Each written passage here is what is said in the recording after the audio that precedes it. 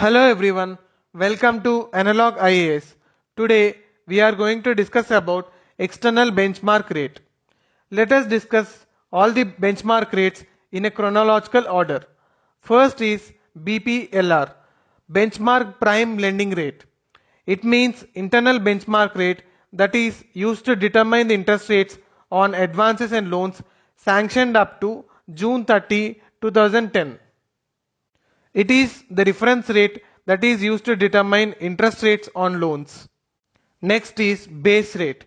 This is for all floating rate rupee loans sanctioned and renewed between July 1st, 2010 and March 31st, 2016. There can be only one base rate for each bank.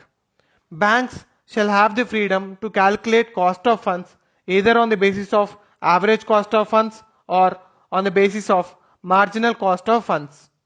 Next comes marginal cost of funds based lending rate, also known as MCLR.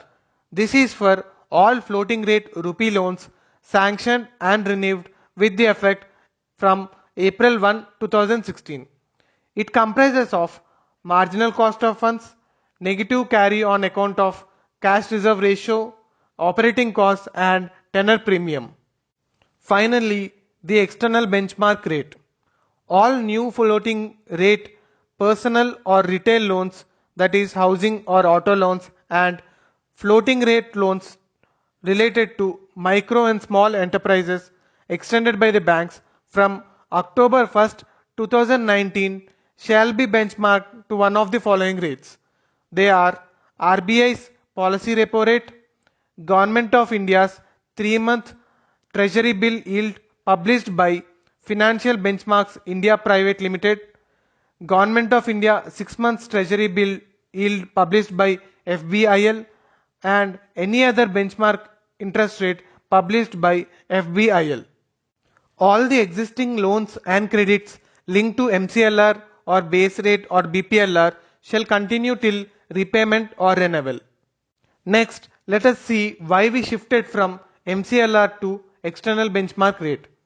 By pegging the rate to an external benchmark, RBI is hoping for a faster transmission of rate cuts to the customers than that has happened so far under MCLR system. Also, the banks have been asked to reset the interest rate under external benchmark at least once in 3 months. Now, let us see a question based on this. Consider the following statements regarding interest rate linked with external benchmark rate. 1.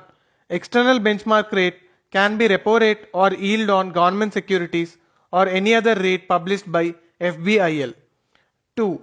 Once repo rate changes, the lending rate of banks will automatically change. 3. Banks are mandated by RBI to link deposit and lending rate with external benchmark rate. As we discussed earlier, the answer is 1 and 2 only. The deposit rates are not mandated to link with external benchmark rate.